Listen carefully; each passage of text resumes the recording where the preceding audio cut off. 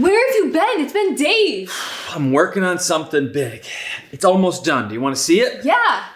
Designing a home gym. It's perfect.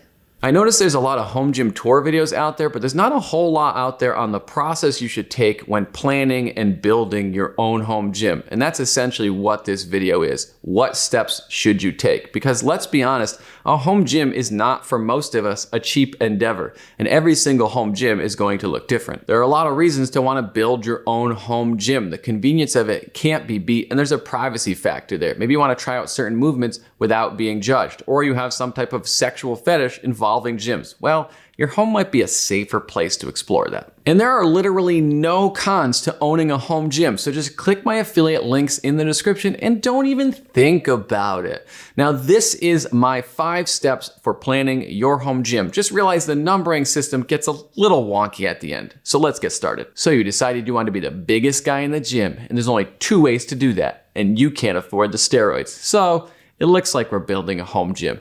And the first thing you're going to want to determine is your style of training and your lifting goals, because those 2 factors are going to play a huge role in the equipment you need for your home gym. Whether you're doing CrossFit or strongman or bodybuilding or Olympic lifting, your needs and wants are going to vary. Just realize that your end goal is going to some extent dictate the path and the pieces. Now let's get to part 2. For this section of the video, I'm going to break it into 3 parts, and that's because it's most of the substance of the video, and that's planning.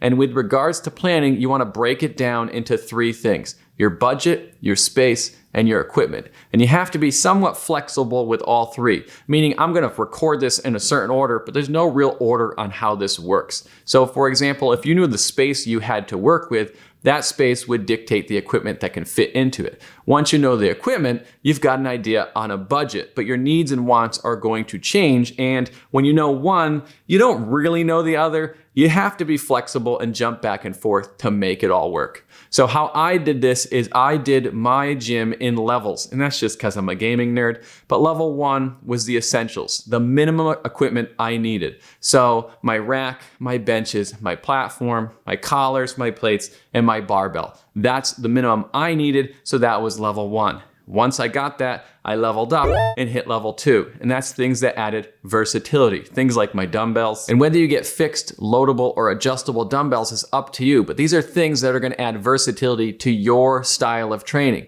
So this is where I picked up my flooring and my landmine, and the list goes on. And then you get to level up again and complete your home gym with a functional trainer, or whatever you think puts the finishing touches on that home gym.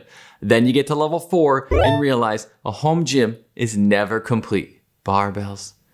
So many barbells. And the list goes on and on. I mean, it's your gym. Who's stopping you? Maybe your wife or the bank when they foreclose on you. But until then, if you're looking for ideas, you can check out my top gym gear accessories video, which I'll link above. Just realize you have a home gym now.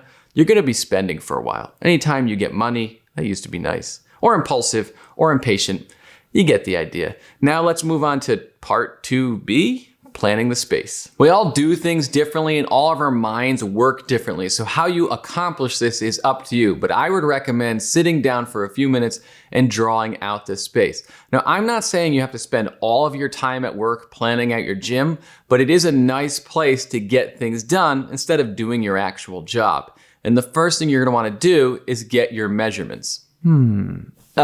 So now we're gonna run my renderings that I probably put too much time and effort into. But the first thing I did is measure out my space. So I had an idea of what type of equipment would fit in there. Then I started putting my essentials into the space. So my rack, my platform, and for you, whatever's essential to your style of lifting. Then using my gym leveling system, I went to level 2, those things that add versatility. Could actually fit my dumbbell rack in there that I wanted? Where would I mount my landmine? And how much flooring would I need? You're gonna wanna think vertically as you plan your space as well. Not only because of the height of the power rack for doing things like pull-ups and overhead press, but you might wanna get gymnastic rings, for example, later on down the road. Or for me, my functional trainer took up a lot of space, and that's vertically as well. If you're not sure what type of equipment you might need, I will link my home gym essentials and after the essential videos up above. I even went so far in this space to remove a window behind me so that I could orient my power rack the right way so that everything would fit. There's a lot, and it can be a little overwhelming, but if you put the time in, you're gonna end up with a great result. Now, for example, we've talked about flooring, and you probably want your flooring in pretty early because moving heavy stuff sucks. And thinking about lighting isn't particularly exciting. I mean, creepy sex dungeons are cool and all, but not for working out in. And then you've got your wall space to organize things, and so you can look at yourself because all eyes are on you because you're alone in your own home gym.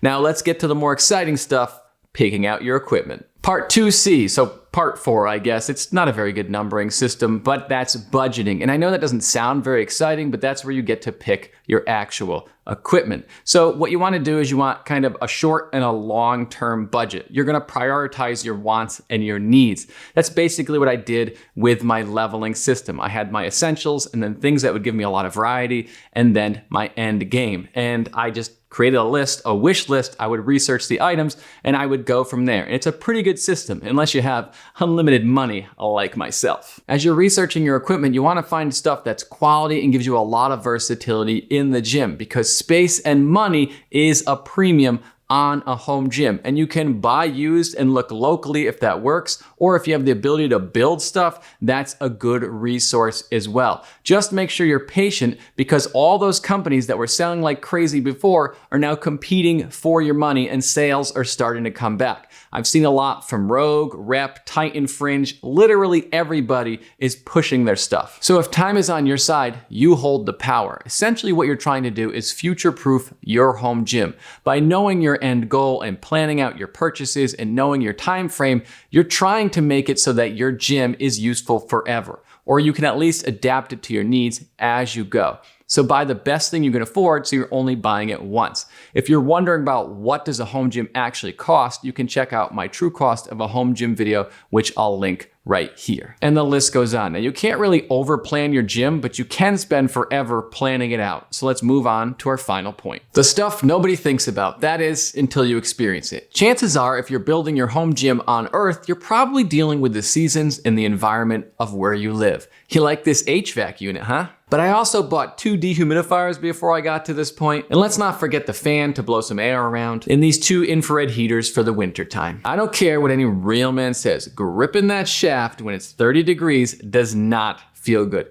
And squatting when it's 90 and 100% humidity is a real trip. And it doesn't matter where your gym is, you're going to be battling moisture and rust. If you don't love it, then you won't do it. So when it comes to your home gym, you want to make sure you're planning out all aspects. Think of that heating, that cooling, and that humidity. If you're wondering what are the biggest home gym mistakes, you can check out this video I made right here. I have a buddy who texts me, he wants to work out in my home gym all the time because he says working out at home is boring. And he's right, it can be a challenge. Now, if you want more information on how to build your home gym, you should check out this playlist right here. Now that I've plugged the maximum amount of videos that YouTube will allow me in a single video, I should mention that we just started a website, glucksgym.com. Now, the idea behind the website is once I publish these videos to YouTube, I can't do anything to them. So they're all gonna get converted to articles so that I can keep them up to date. And this will be the first one. I probably should have mentioned decorating your home gym and trying to make it as nice of a space as possible. That way it's a place we want to be in, but chances are I'm going to miss something in this video. So let me know in the comments what I missed and your thoughts on this video. I hope this was helpful. I'll see you guys next week.